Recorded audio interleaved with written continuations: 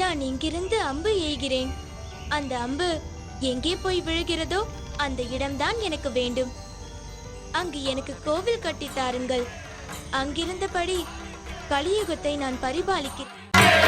அபிஷேகம் சந்தனாபிஷேகம் அவனும் மலரும் தேங்காய் கற்பூர தீபம் காணி பொன்னும் எல்லாம் எல்லாம்